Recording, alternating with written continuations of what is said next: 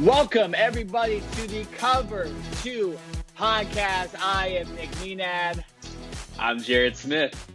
And Jared Smith is super happy today because his Los Angeles Lakers won the 2020 NBA Finals last night. Jared, there's no better way to start this podcast. Take it away. What are your emotions? We got to just talk about the Lakers winning the championship because that's what everybody's thinking about today. So I'll toss it over to you. And what are you thinking, man? I mean, first of all, I was going to be pretty mean at first, and I was going to rub this in your face and talk about how your Clippers blew it. A lot of people thought the Clippers are going to win the finals this year, and obviously they couldn't get out of the second round again. But you know what? I'm in a good mood. I'm in a happy mood, right? I'm not trying to troll anybody. So I'm just going to bask in this moment and really enjoy this, right? And it's been 10 years. The Lakers last won a championship in 2010 with Kobe Bryant and Pau Gasol and Phil Jackson and that list and that cast. And now there's a whole new regime, right? With arguably the two best players in all of basketball in LeBron James and Anthony Davis on the same team representing the Lakers. And in such an unprecedented year, right? Where we've had COVID-19 affect the entire world, when we've had the loss of Kobe Bryant and his daughter, right, and Gianna Bryant. It's been such a crazy, tumultuous year, and it's only fitting, it seems like, that the Lakers, would end up on top at the end of the season, get their 17th NBA championship, tie the Boston Celtics for the most championships in NBA history. So, I'm happy. Like I was telling you just off air, the only I wish they would have done it in 5 games. Yep. Because the game on Friday night, they were wearing the Black Mamba jerseys, and up until Friday night, they were undefeated in those, right? So I think it would have just been even a little more special if they could have done it in those Black Mamba jerseys. But either way, they came out in Game 6, completely dominated. It was like Miami didn't even have a chance. I believe at one point the Lakers were up by 30. Right, to just absolutely annihilating the Miami Heat. But you have to give credit. Let's give credit to where credit is due. Jimmy Butler, Dragic came out for Game 6 when he was still limping around. Bam Adebayo, that is a very good team. Eric Spoelstra, obviously a 2-time NBA champion. So the Miami Heat were a very good team. Jimmy Butler showed and proved that he can be the leader of a team right there, and they were not going to back down. It was going to be a fight until the end, and I think Jimmy Butler, literally playing almost the entire Game 5 and then only having a day to rest, I think he was just gassed. I think he didn't have his legs underneath him for Game 6. And if you're Miami, if you're not going to have your best player step up, there's no way that you're going to be able to compete with LeBron James and Anthony Davis. So, I'm super stoked. I'm excited. I saw last night, there was fans that were all over, crowding Staples Center, crowding LA Live. It was kind of mayhem. The Lakers had their own celebration in Orlando as well. So even though, there can't be a parade right now because of COVID and everything going on, it's exciting, man. It's great to be on top, right? It's great to have your team winning again. When we're going to get into it a little bit later on, but one of my other teams isn't doing so well right now. But to have your team win the championship, and especially in this year, and I do want to get your thoughts on this, and I do want to pose a question to you, because I think a lot of people everywhere, and mainly on Twitter, I've seen this question posed: is this championship, have an asterisk next to it? And I think you can say that about any sport: Major League Baseball, the NFL, the NHL that just wrapped up their Stanley Cup. Because of COVID-19 and the restrictions and everything that's gone on, is there an asterisk next to this season? And I say, yes, there is. But my answer is because I think it's more difficult than any other season that any athlete has ever had to go through, right? Especially for the NBA players who have been in a bubble for the last, 3 months or so, who have been away from their families this whole time, right? Imagine if you have a wife who is pregnant, or a girlfriend that is pregnant, right? Or if you have little kids at home, or your family, your parents live with you, whatever the situation is, you have been away from them for multiple months, right? And that is tough, I think, for a lot of these players to do. So to be able to focus on that and get this job done is simply amazing. But I've been talking for way too long. I want to get your thoughts on this, Nick. And first of all, if you think should be an asterisk next to this Lakers championship. It is an interesting discussion, right, about an asterisk about this NBA season. I'm in agreement with you on most of the parts you said. I think that it's a lot harder. You take away the no travel and you transport that, or whatever the word, you transfer that with staying in the same hotel for 3 straight months, not seeing your family, right? Like, I think the players would absolutely take the travel and take a little more heat on their bodies to see their families and not have to stay in the same hotel for 3 months, right? No doubt. So I don't even think that's an argument. I think when you also look at team-wise, a lot of teams got healthier unfairly in some ways because of the COVID break, right? Like, Michael Porter Jr. was not really supposed to play for the Nuggets this season, and he ended up kind of being one of their top guys in the playoffs, at least for the first 2 rounds. Right? He balled out. That happened to a lot of teams where guys got guys back. I mean, even the Miami Heat too. I don't think they would have been a full team if it had been the normal season, right? And just gone on to June and all that stuff. So, I also stated too, Jared, the beginning of the playoffs. And I do want to talk about this in this Lakers win because it is amazing to me, and it kind of goes against what I said. But I'm going to try to prove my point right again. I said that it was a lot of younger teams were going to make it further, right? And that they're going to be like the Celtics and the Nuggets. I was right about them. Miami, I'll throw them in there too with Bam and Tyler Hero and a lot of their younger players.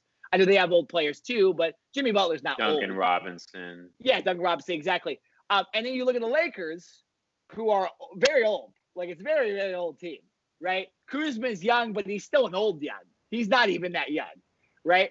And they're not playing Talon Horton Tucker or anything like that. So it's a really old team. I think where you look at that and you look at where I'm going to try to prove my argument right here is that I didn't take for account that you had superhuman LeBron on the team. Like, LeBron is is he the oldest guy on the team, or is he, I forget. Is he, he's one of the oldest guys on the team. One of, him and Dwight probably. Maybe. Yeah. Maybe Jerry Dudley too. Maybe Rondo. I don't know. Yeah, Jerry Dudley. He's just old man. Yeah. Jerry Dudley. But so when you look at it, LeBron and AD being the top guys, AD obviously kind of getting into the prime of his career. LeBron is just a different kind of human being. So, credit to the Lakers resiliently getting through this with a lot of older guys, right? So just go back to that argument about, was the bubble harder? Absolutely. I think this was a harder championship to win than any other. You take a 4-month break, then you have to stay in the same hotel for 3 months. You don't get to see your family. The chance of the COVID scare of anybody testing positive is on your mind. That would normally never happen. Probably more risk for injury because of the break too. I think this was harder, and I think you give the Lakers even more credit, and I'm going to give them more credit because they proved me wrong. An old team won the championship. I thought my Clippers were going to be able to do it. They didn't. The same bums they have been the last couple of years. They fired Doc Rivers. It's nuts, right? And I'm happy for the Lakers because I was a big Kobe and Shaq fan. Nobody likes when I say this, but I like both teams. You know what I'm saying? I do like both teams. God, I hate when you say that. I know everyone does, and everyone tries to say I'm not a Lakers fan, but I am a Lakers fan. It's just in an odd way, right? You can't be a Clippers and a Lakers fan. It's a topic for a different day. You can't. You can respect the Lakers all you want, but you just one or the other, man. It's one or the other. I'm sorry. So I'm gonna make you pick a side. So I like the Clippers. Back to the Lakers. Is that fair, Jared? Is that fair for me to say? Is that good enough for you? You can no longer say that you like the Lakers. Oh no, I'm gonna say it. I'm just saying for this specific podcast, I'm gonna say respect. No, it's great, and the fact that it was in the year that Kobe Bryant died, too. It really does mean a lot for the city of LA. In LA, COVID wise, we've been trapped more than a lot of other cities and states too. A lot of things are opening up, and politics agree on whatever, but a lot of Angelenos with these rules have really not been able to do much. And for your hometown team in the same year where Kobe dies in just out of nowhere in a helicopter crash, and you win a championship going through the bubble and all that stuff, it's just good for the Lakers, man. They deserved it. We've seen in sports sometimes it doesn't work out for the teams that have kind of a tragedy during the year.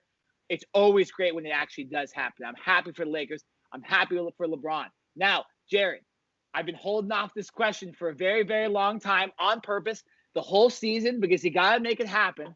What are your thoughts? Because we even talked about this during the summer too, because of the documentary that came out. What are your thoughts now that LeBron has won the 4th championship with 3 different teams? How much closer does this get him in the GOAT conversation with Michael Jordan? Listen, he's inching his way. He's getting there. He's getting there, but he ain't there yet. And he's never gonna be there, in my opinion. Right? Listen. I was born in 1990, so growing up, I kind of remember small bits and pieces of the last Bulls run, right? In 96, 97, 98. But going back and watching YouTube and seeing highlights, and then obviously watching the Jordan documentary that came out. I mean, listen, man, this guy not only was 6-0 in the finals, every finals appearance, he was finals MVP, right? Now, we look at LeBron James and we know the body of work that he has. LeBron James has also been on 3 different teams and won championships on 3 different teams. So that's a feat in itself. But LeBron James has also lost 6 championships, appearances, been to 6 championships and lost in 6 of those, right? And so I think that right there, that stat alone, I don't need to go any further. I don't know about you, but for me, when I see 6 losses in an NBA Finals, I don't know how you really compare LeBron as the true GOAT over MJ with that stat. You can talk about, points per game over their careers, assists, rebounds, all that stuff, clutch genes, all that stuff. But finals appearances, finals wins, championship wins, and finals MVPs, MJ's got 6, right? LeBron now has 3, but he's got 6 losses in the finals.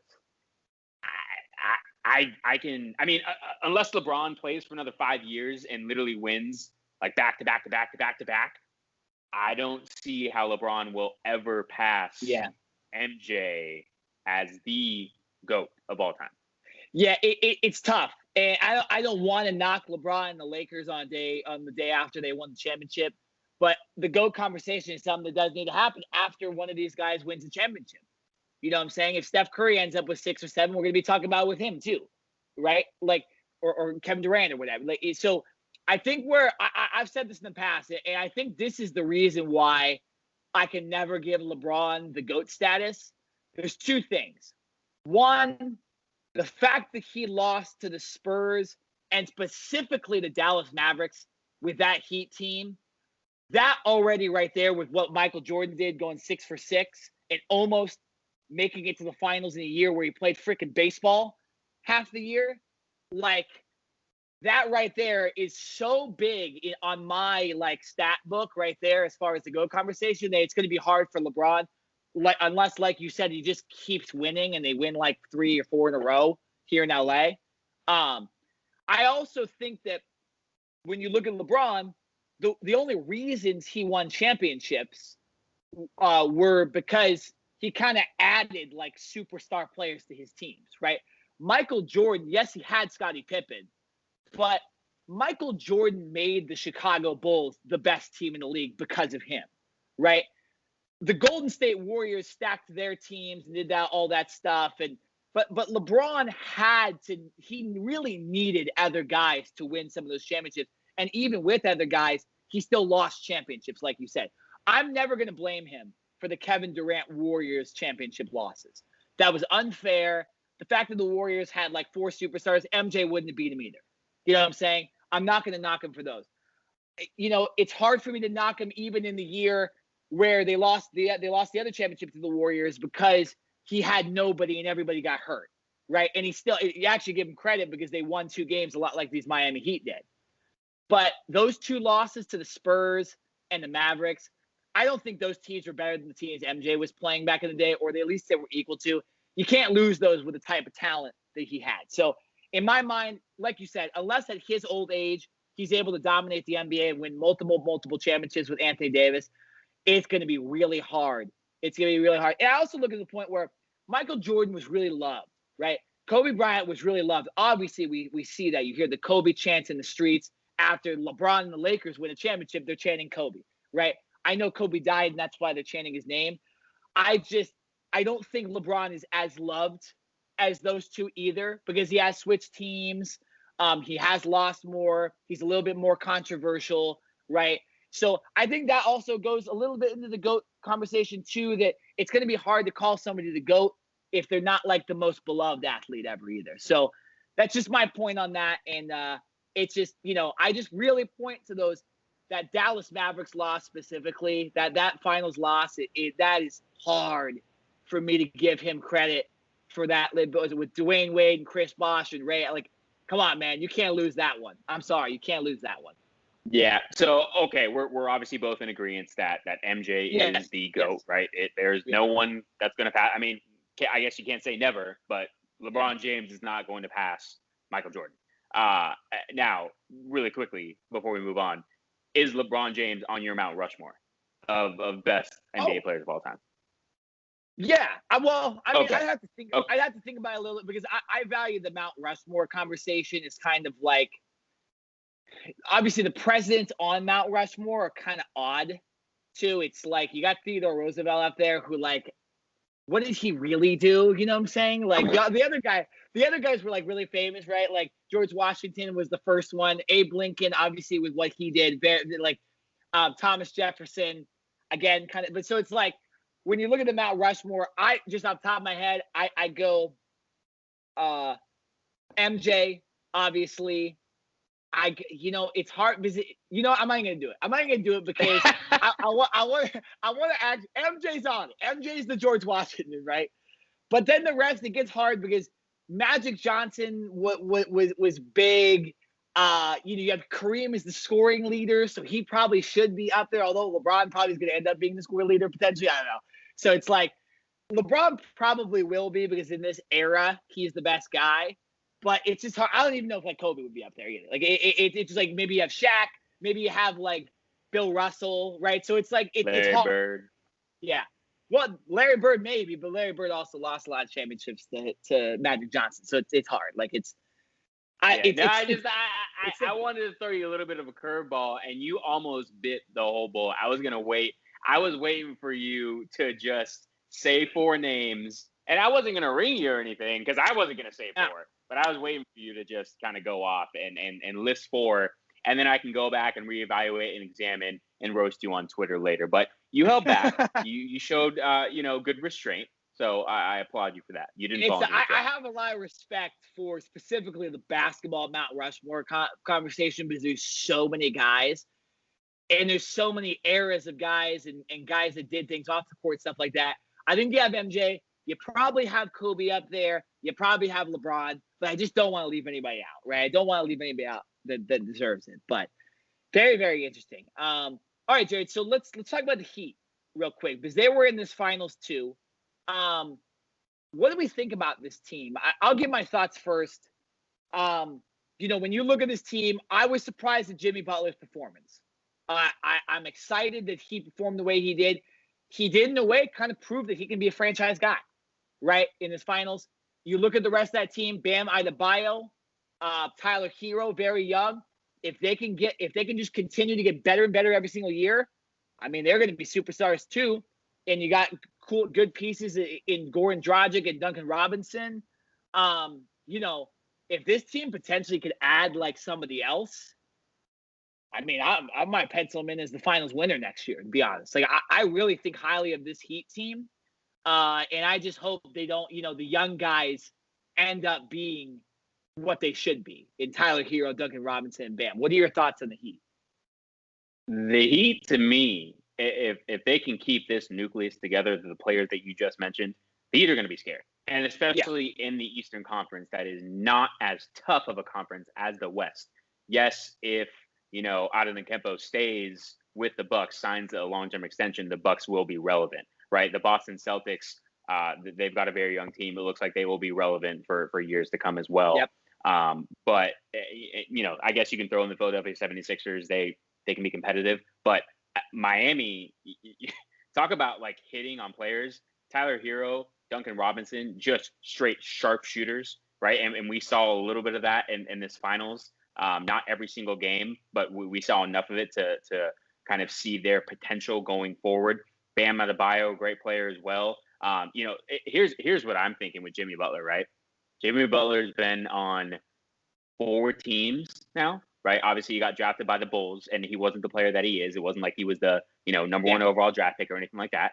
And then he has a fallout with the Bulls, goes to Minnesota, right, to reunite with his coach Tom Thibodeau, where he had him in Chicago. And then there's a falling out there. He's in Minnesota for like a hot second, right? Doesn't even have a chance to unpack his luggage.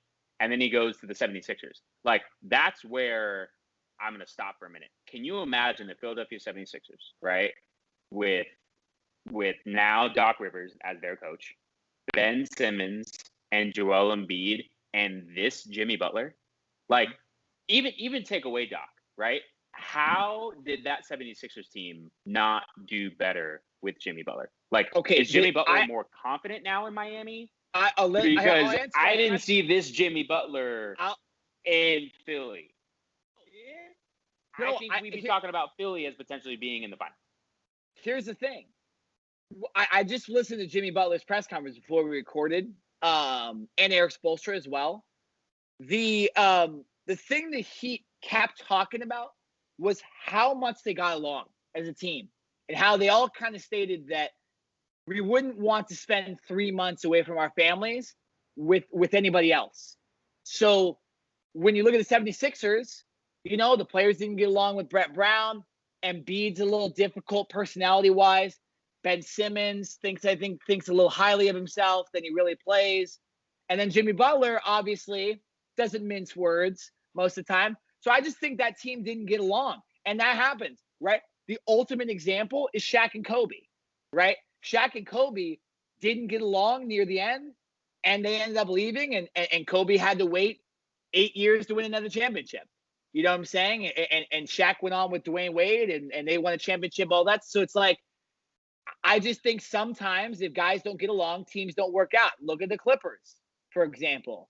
Those guys didn't get along. They absolutely should have been there in the Western Conference Finals competing with the Lakers, and they weren't. And it's because the players maybe didn't respect Doc Rivers as much. They didn't respect each other. They clearly didn't respect Paul George, whether he deserves respect or not. So that just happens, Jared. And that's a big thing in these wins. The Lakers are a good example. They all got along, right? But I just think, it just, when you look at those old teams and Jimmy Butler has found a spot where he can get along with everybody, that works. Sometimes in the NBA, it doesn't work. And we've seen that in major times back in the day too. So yeah. No, I didn't mean to veer off there because your question was specifically about the Heat. It's just, I can't help myself but think, if Jimmy Butler was on the Sixers, it's like, oh my gosh, because the Sixers to me were a more talented team at the time when Jimmy Butler was there as compared to what the Heat have right now. That is no disrespect to the Heat, right? But, getting back to this team right now, I think they have a great nucleus of young players in Tyler Hero, Duncan Robinson, Bam Adebayo, Miles Leonard, Kendrick Nunn, who comes off the bench. The guy could be a 6th Man of the Year award. And then I think Pat Riley and this Miami Heat organization did a tremendous job of bringing in veterans to kind of intertwine with these young guys to help Jimmy Butler and say, hey, guys, this is how we have to play now that we get into the playoffs, right? It's a different type of game. You bring in Andre Iguodala, you bring in Kelly Olynyk, Jay Crowder, right? Not guys that are going to knock your socks off, but just solid veteran guys that have been in the playoffs before. Obviously, Andre Iguodala winning championships with the Golden State Warriors in the past, Jay Crowder being to the playoffs as well. So I think this Miami Heat roster as is set up very well. I think maybe they need to get a little bit longer, as in maybe a true center, or someone that can kind of hang with some of these bigger teams. But no doubt, this Miami Heat team is going to be a problem going forward, and I would not be surprised if they are, right back in the finals contention next year. Yeah, no, it's this Heat team is good, man. And like you're talking about with the 76ers, if they would have had Jimmy Butler, this team actually even has more weapons in that team. Yeah, the star power on that 76ers team would have been amazing. But the fact that with the way the NBA is working with a lot of young guys kind of running the league, if Hero and Adebayo in these next couple of years, while they're still under their rookie contracts, like if they start balling out legitimately, and then you still got Jimmy Butler, who's still going to be like an all-star too. Like, the older he gets, right, you're going to get a little diminished. Not everybody's LeBron or Tom Brady. But I'm excited. Anything but like the Warriors the last like 3 years, right? Like stacking their team. Anything but that. I'm just saying, anything but that. Like, but yeah. All right, so we do need to switch topics. And unfortunately, we're going to go from Jared, you being extremely excited, to what you were feeling before the Lakers game yesterday. And that is the heartbreak of Dak Prescott breaking his ankle and being out for the season. Jared, what are your thoughts? Again, I'm going to toss it to you, but negatively this time. Dak Prescott's out. Your thoughts on the whole entire situation? Yeah, yesterday was a roller coaster of emotions, man.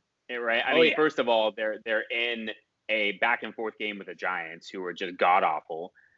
Don't have a win on the record. They score 11 points a game, the worst offense in the league, and yet they put up 30-something points against the Cowboys, and the Cowboys are having to kick a last-second field goal to beat them, right? And of course, in the second half, Dak Prescott goes down with the gruesome, compound fracture in his ankle. It's like, I mean, obviously, listen, the Cowboys were struggling this year. It's not like they were, 5-0 and just running over teams. But in the NFC least or NFC East, the weak, horrible, pathetic division that the Cowboys are in, the Cowboys with their offense, they were going to have a chance to win. And it's just devastating to not only see the franchise quarterback go down, but to see the emotion on his face, tears in his eyes. He's literally bawling his eyes out because he knew exactly when it happened that his season was over. But you saw the entire Cowboys team come over and kind of console him. You saw players from the Giants come over. Former Cowboy head coach Jason Garrett, who's now the offensive coordinator for the Giants, came over. Obviously, he's got a past and a big relationship with Dak as well. So it was just to see, the love and just from around the league, other NFL players, athletes from other leagues and other sports chiming in and giving Dak their best and all that stuff. It was really cool to see the amount of love that people really have for Dak. And, I think people really joke and say, oh, well, Dak's not a franchise quarterback and all this stuff. And you can make those arguments, but at the end of the day, Dak's character, his leadership, his qualities, the type of person he is, I think it really showed because of the amount of support that was coming out for him. So you're just devastated to see it because you don't want to see that happen to anyone, right? Even though I obviously don't like the Eagles and the Giants and the Redskins and all that stuff, you never want to see a player have an injury, period, let alone that gruesome of an injury. So now, hopefully Dak had basically immediate surgery last evening, and he's supposedly supposed to be let out of the hospital today. So, hopefully he's in good spirits and hopefully he can come back from this, and hopefully get back on the field next year and get back to doing what he does best. I do want to get your thoughts on this as well, but obviously another topic or another question that has popped up almost immediately after this injury was the fact that Dak Prescott still does not have a long-term contract with the Cowboys. Yep. Right. And this injury is going to affect those negotiations going forward. Dak's currently on the franchise tag, which is paying him $31 million. Right. It's not like he's not making money. Obviously, he's getting paid a lot, but he doesn't have that financial security for the next 3, 4, 5 years. And so, I want to get your thoughts on this because I've heard from a lot of other reporters and just people talking on Twitter. And obviously, in hindsight, maybe now Dak wishes that he would have signed a contract extension, even if it wasn't for exactly what he wanted, but now he would have had that security. So, how do you see that potentially playing out or not playing out? Does Dak sign a deal with the Cowboys? Does this bring them closer together in negotiations? Does it bring them farther apart? Is Dak not on this team next year? I mean, there's so many things that go through my head as a Cowboys fan. So I want to get your opinion as an unbiased fan of the NFL. I mean, Jared, this is such a sucky situation for Dak. Like, I almost want to swear on the podcast because of how bad this is for him. The thing about the contract extension now is hard to answer. It's just, I don't know, man. The Cowboys not paying him and not giving him what he deserved. Like, I've come on here and tried to explain why he may not be like the guy. And what's crazy is before this injury, I was actually set to bring my argument again of like the fact that the Cowboys are always down, and that's why Dak's stats always look good, and that's why the Cowboys offense was number 1 in the league. And then here we go, they're down 17-0 or whatever. The Giants, I'm like, here we go again. It's almost like they go down on purpose. But I'm not going to make that argument because it doesn't matter anymore. And Dak got hurt, and now his season's over. It just, I don't know what's going to happen with extension talks. I think they are going to extend him, but unfortunately, Dak's going to lose out on millions of dollars of no fault of his own, just because the owner got lucky that Dak broke his ankle and is out for the season. And now, when we look at, I'm forgetting the other quarterbacks that have had ankle injuries, or just even guys, period, that had ankle injuries that have kind of messed up their careers. It's not cool for Dak. I will say this one thing, though, specifically about Dak in this situation. He could have prevented this, and that's by sliding. I know he's a running quarterback, and I know he's big, and I know he's trying to win it for the Cowboys, but the new thing in the NFL is sliding, and it's working for Kyler Murray, and it's working for Russell Wilson. It's working for a lot of other guys. If Dak slides on this play, instead of trying to stiff arm the defender, he doesn't break his ankle. It's as simple as that. So I am going to blame the Cowboys in a lot of ways for screwing him over financially, but Dak not sliding, it's a lesson learned there. He should be sliding from here on out. I know that it's tough, but you absolutely, if you're a quarterback, should not be trying to run people over if you're not Cam Newton or you're not one of these giant dudes that can physically do it. It's becoming apparent now that the guys have to slide, and me seeing my quarterback do it every single week and seeing Russell Wilson do it 2 times a year at least against us, it's the smart play. And so Dak could have prevented this in some ways, but he couldn't have prevented the other stuff, and that's why it's just such BS what happened to him. I feel so bad for him, even though my Cardinals play you guys this Monday, and it also ruined that in a lot of ways because I don't like not playing the best guys either. In a lot of ways, right. Like I like playing the best guys. Now, if this is a Super Bowl, absolutely get the quarterback, the defensive end, and left tackle, get them all out of the game. They all get sick before the game. I don't care as long as it's not coronavirus, right? Like that's fine. But I like to beat the good players and the good quarterbacks, and the Cardinals have had just incredible luck with not playing good players, and we still aren't 5-0, which is hilarious. Like it just shows you, the NFL is the NFL, right? But it just sucks for Dak. Now, Jared, I want to pose you this question. You talked about the NFC least.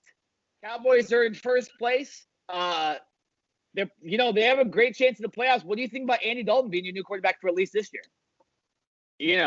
Listen, the signing of Andy Dalton looks great right now, right? And for him to be the backup and his experience as a backup to come in and lead is somewhat something to look forward to, right? It's not like he's a backup that's never played or anything like that. He was a starter for the last 8 years with the Bengals, and he had a lot of ups and downs and more or less a 500 record, but he's a guy that has seen a lot of things. And so, to put him in this offense, I don't know if he's ever had the talent that this Cowboys offense has as far as a running back of Ezekiel Elliott's caliber, 3 legitimate wide receivers in Amari Cooper, Michael Gallup, and now CeeDee Lamb, who they drafted with their first round pick this year.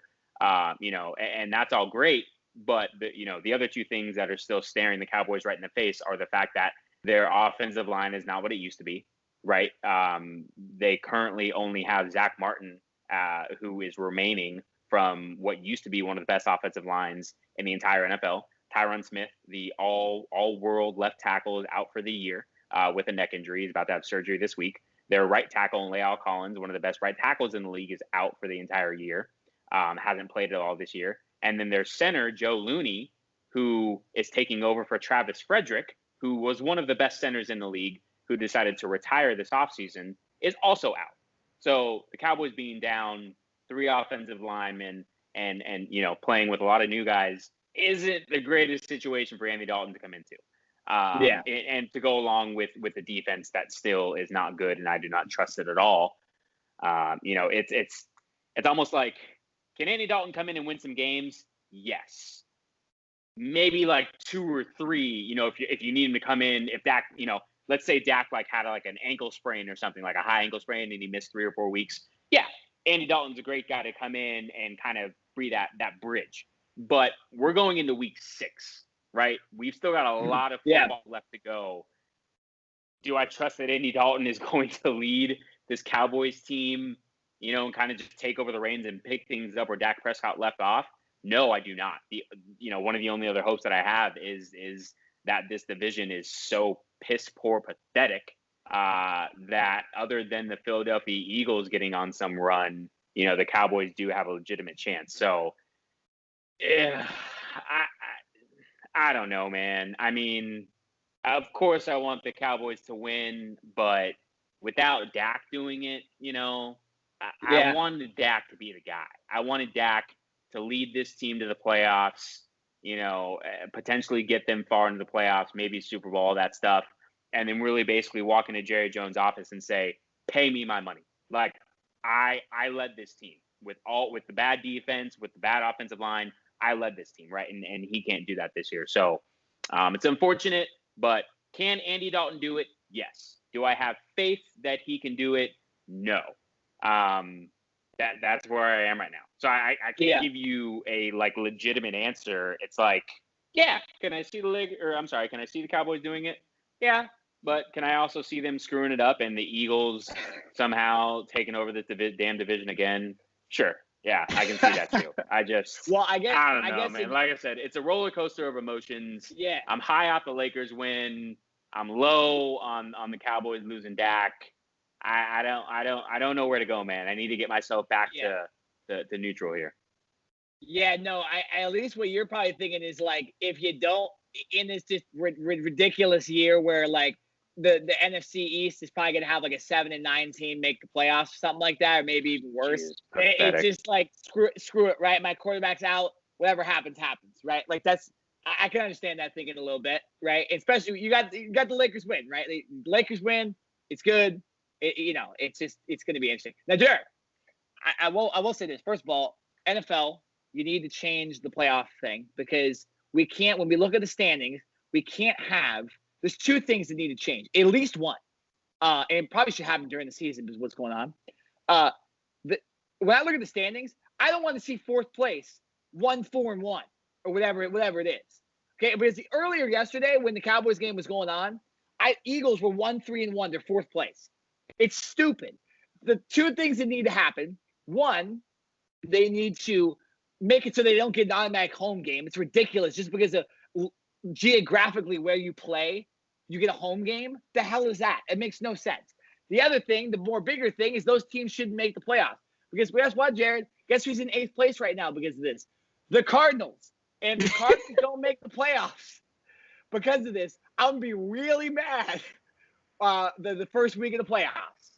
And I might boycott the first week of the playoffs. I'm just saying. At least now you make valid arguments, but I think if I do remember correctly, just a couple weeks ago on our podcast, we were talking about this Cardinals team and their very kind of light schedule to begin the year, right? And the fact that they needed to take advantage of that before their schedule got more difficult. Now, obviously coming out and beating the 49ers in week 1 was huge. And then you get just awful teams in the Washington football team and the Detroit Lions, and then the Panthers and the Jets, right? So, but when you lose to the Lions at home, and then you lose to the Panthers, it's almost like, all right, well, you guys are 3-2, but it's your fault, and they can't really sit here and say that they've been bombarded by injuries. The 49ers have been bombarded by injuries. So have the Cowboys. So have some other teams. You would know this better than I, but I feel like the Cardinals are relatively healthy, all things considering, and they've started this very easy first 5 games of the season at 3-2. So if you want to point some fingers, let's start with your own team and the fact that they can't beat the Lions. We're better than 2 and 3. That's what I'm saying. Like, we're talking about geography, but see, I see what you're doing, Jared, because we play each other this Monday. So I see what you're doing, lining up the talk on the Cardinals. To defend them a little bit, I'm not going to defend them for the Lions' loss. That was Kyler Murray playing bad. That's going to happen really to any team, whatever. The Panthers' loss, we had like our third string safety playing at both safety positions and threw off the whole defense. We were also missing one of our starting linebackers. It was tough. It was a tough going. We were down early, really quickly. I'm just saying. Panthers lost to the rest of the 2020 NFL who have injuries going on. Jared, I don't want to hear you guys had a backup safety and a backup linebacker in the game. Did you still have your quarterback? Did you still have your top receiver? I think so. Jared, our quarterback can't stop on defense. He can't stop like I'm just saying. No, DeAndre Hopkins was banged up too. But I'm not gonna sit here and complain. We beat the Jets. We beat the hell out of the Jets, which was nice to see. That's what you should do. You should have. Well, I know that's what I'm saying though. I'm saying you did what you're supposed to do. You don't get a clap. Here's the thing. Here's the thing. No, I'm not asking for clout. Here's the thing though. We got the Cowboys without Dak Prescott now. This is must win. This is must win for us, Jared. And that's why we got to put some on this game, because it's must win. I'm going all or nothing on this game. What are we doing? Now, a couple years ago, I think it was 2 years ago, I had to walk around the college campus with Cowboy stuff on. It was embarrassing. It pissed me off, and I looked ridiculous, okay? You made me wear a Jason Witten jersey, and that hat is just it's insane. So what are we doing? I want you to throw out an idea, and then I'll throw out my idea. Go ahead. I'm gonna turn on this light real quick because it's getting dark. I changed. I don't know, because yes, the Cardinals should win this game. I don't even want to make a bet because I know I'm gonna lose. But somehow, if Dallas pulls this game off, you're not gonna want to show up to next week's podcast. I'm just gonna tell you that right now. If the Cowboys somehow, some way, with their pathetic Swiss cheese defense that can't stop a nosebleed, and Andy Dalton, the redhead, coming in to take over for Dak Prescott, even though they're at home, and even though it's Monday night, they get an extra day to prepare. If the Cowboys beat your healthy Cardinals, you ain't gonna want to come on this podcast next week. I'm gonna tell you that right now. I hope it doesn't happen. We're gonna have to do some other, some type of jersey swap again. I'm gonna have to make you wear a Cowboys blue. And we're gonna have to go out in public, go to a restaurant or something like that, and you're gonna have to, people are gonna think you're a Cowboys fan. That's the only thing I can think of right now. I've got nothing. My mind is so boggled up, still on Dak that's I don't know. I can't inflict the pain that I would like to on you right now. Yeah, no, I mean, we'll see. The Cardinals, we might have lost Chandler Jones for the rest of the season, which That sucks. would be big. It'd be big. But yeah, I mean, we should win this game. It does make it a little less, right? I think like going into the game with Dak as quarterback and with less injuries on your guys' offensive line, I'm not betting on the Cardinals. Let's just say that. Like I'm smart. I'm getting better at betting, and I'm not betting on the Cardinals, right? Now, Cardinals should win because Andy Dalton in his first week, it's not like he's been the backup of the Cowboys for like 3 years either. And especially with COVID, there's no way he learned the playbook as quickly as other years. And the way our offense rolled last game, I know it was against the Jets, but we still played well. Like, how you play a bad team and you play well, right? Like sometimes you don't play. Like for example, the Cowboys before Dak got hurt weren't playing well against bad teams, right? Like it's there's those games where you need to win and you win by a lot. So we're coming into this more positive than the loss to Carolina, but we should win. Yes, we will come up with something. Man, what sucks is that I still owe our boy Alex out in public with the Broncos jersey. You know what I'm saying? Yeah, you got some bets due. It's not good, You're man. due. It's not good. It's not good. I'm gonna say this. Yes, go ahead. I'm gonna say this right now. I'm looking at the Cardinals schedule right here, and you better hope they beat the Cowboys because their next 3, 4, 5, 6, 7 games. I'm gonna list them off right here. This is the chunk of their season right here, right? This is the meat and the potatoes of the Arizona Cardinals 2020 I'm going to tell you season. how many wins we get on the schedule, too. All right, I'll list off these games, and you can give me a win or loss per game. We'll start with the Cowboys game Monday night in Dallas, 18. That's a winnable game. That's a winnable game. Okay. No. I don't want to hear winnable game. It's either a win or a loss. Okay, it's a win. It's a win. Okay. All right. The following week, they're home against the rivals, the Seattle Seahawks. We're home. That's a loss. We never beat them at home. We never beat them. Okay. So they're all 5-0. right. The following week, they're at home against the Dolphins. That's a win. The Dolphins just beat the 49ers in San Francisco. So did we. We beat them in San Francisco too. It's a win. Okay. All right. The week after that, they are home again. 3 straight home games. Lord. We just had we had 3 straight road games. That's okay. Correct. All right. So after the Dolphins, they're home again for the 3rd straight week against the Bills. Tough. It's a tough one, Jared. It's tough.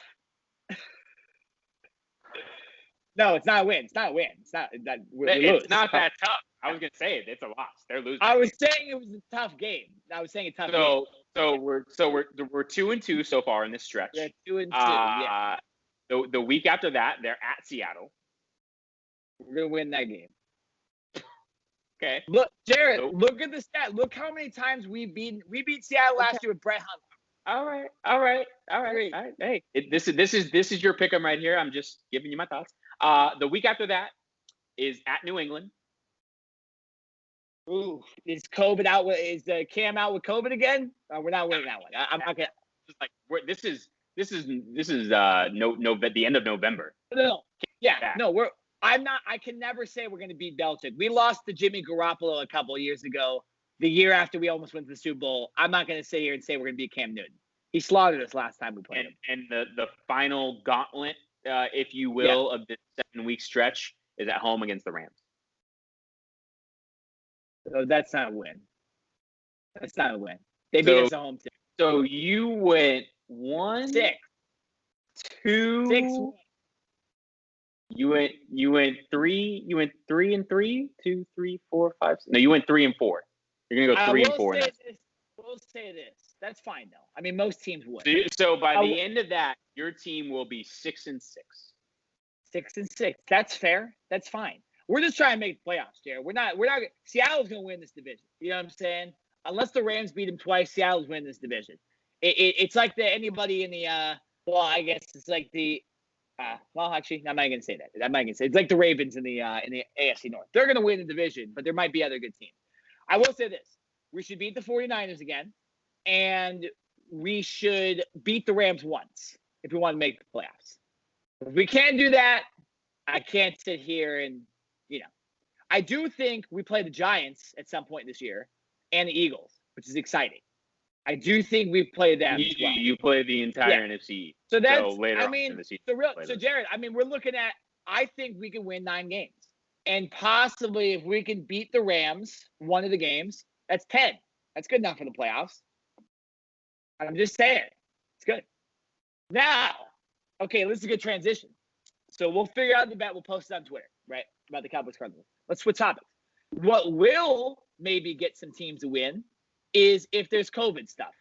And so we haven't talked about any of the COVID stuff in the NFL because just the odd timing of the last podcast getting deleted by accident and then the, not being able to talk with the Lakers and waiting for the Lakers to win. We've had so many changes. We've had the Titans now 2 weeks They're playing tomorrow on Tuesday. Tuesday night football. What's going on? Is this MAC? NFL game? Just is this MAC? Is this the MAC conference? I didn't know the MAC conference was back, Jared.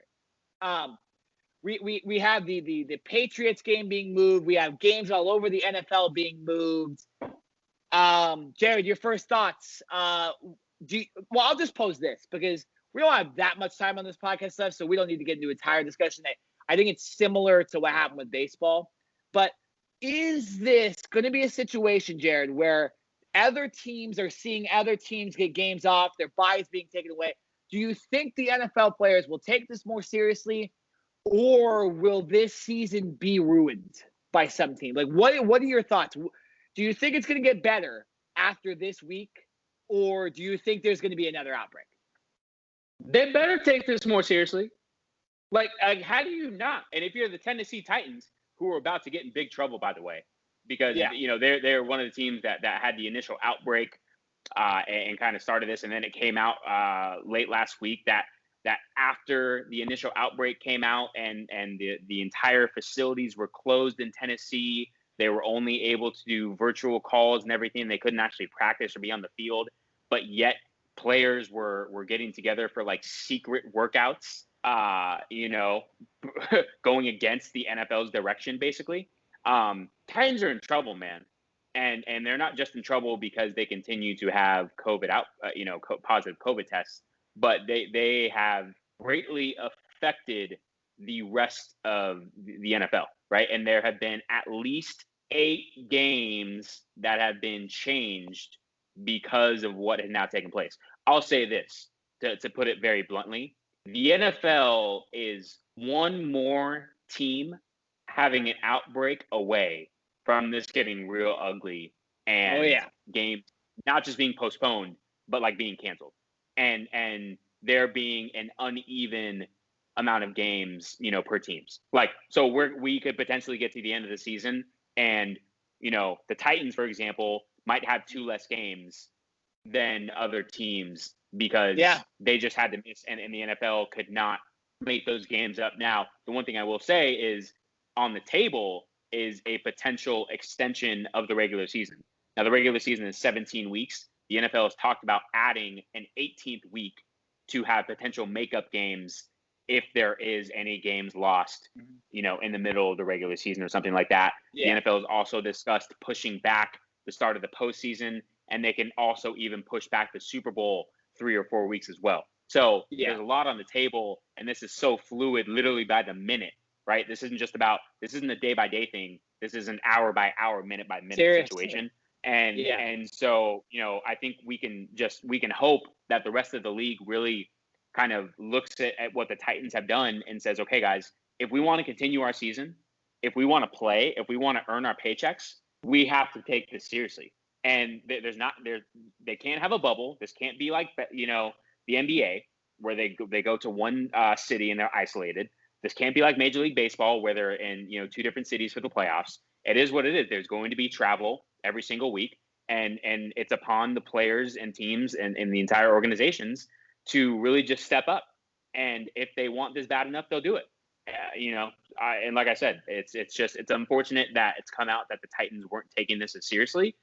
But hopefully this is a wake-up call, and, hopefully we won't have any more positive tests. It's just the way things are going, it's almost inevitable that there will be, And I said that before the season even started. It's not when a positive test happens, it's not if, it's when a positive test happens, and how is the NFL going to handle it, right? So far, the NFL has been able to maneuver games around, but you can only move around bye weeks so many times. You can only move a team from one week to another week so many times. So they're treading on thin ice right now, and it's about to get real serious. Like I said, if one more team has an outbreak, we are going to see cancellation of games, not just postponements. Yeah, I thought I just felt an earthquake a second ago. So, did you feel anything? I was going to say I don't know if you just didn't want to pay attention to me, if I was boring you. No. I was, I don't know what that was. I felt like this desk I'm at just completely shook, and the ground below me shook as well. I have a fan on behind me, but that's been on the whole time. That was weird. Be interested to see if that was an earthquake, but it's over now, so it's not the big one, so we're fine. Let me get back. I just wanted to give all the what's happened. If you don't know, here's what's been changed. So the Broncos-Patriots game is now this next Sunday. It was canceled earlier. The Kansas City Chiefs. Yeah, it was supposed to be played tonight. That's now moved to Sunday. The Chiefs-Bills Week 6 game is supposed to be Thursday Night Football. That's now on Monday, next Monday, the same day that our Cardinals and Cowboys play. The Jets-Dolphins game, previously in Week 10, is moved to Week 6, which is next week. That's insane. The Jets-Chargers game moves from Week 6 to Week 11. Jaguars-Chargers moves from Week 8 to Week 7. Chargers at Broncos moves from Week 11 to Week 8. Chargers at Dolphins, Week 7 to Week 10. And Dolphins at Broncos moves from Week 6, which was supposed to be this week, to Week 11. Hey, good on the NFL figuring it out, but I'll just say this. There's two things that need to happen. If the NFL players or the NBA players can stay in the same freaking hotel for 3 months, then the NFL players should be able to quarantine the rest of the season. I'm just saying. I know it's a tough task because there's states that are open, there's states that are closed. People have already been quarantining for a long time, but you guys get paid the big bucks.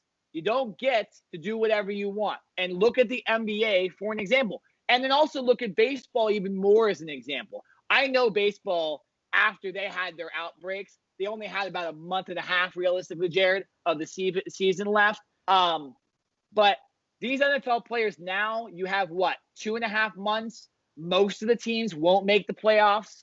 The rest will move on. I assume there will be a bubble for the playoffs unless they just decide not to do that, because obviously there's some teams allowing fans and there's not, right?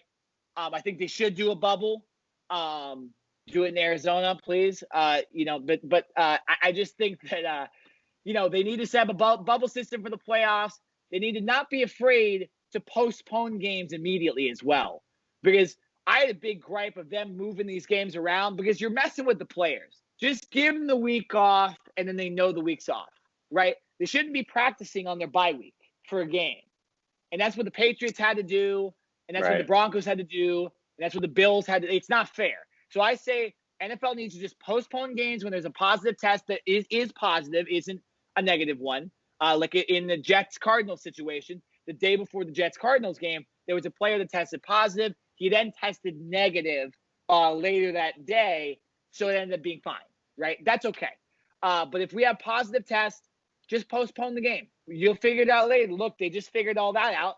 They can figure it out later. Or if not, fans and the teams need to realize that if there might be some teams that are 7-7 at the end of the year, and that's what it is. There might be some teams that are 10-4 at the end of the year,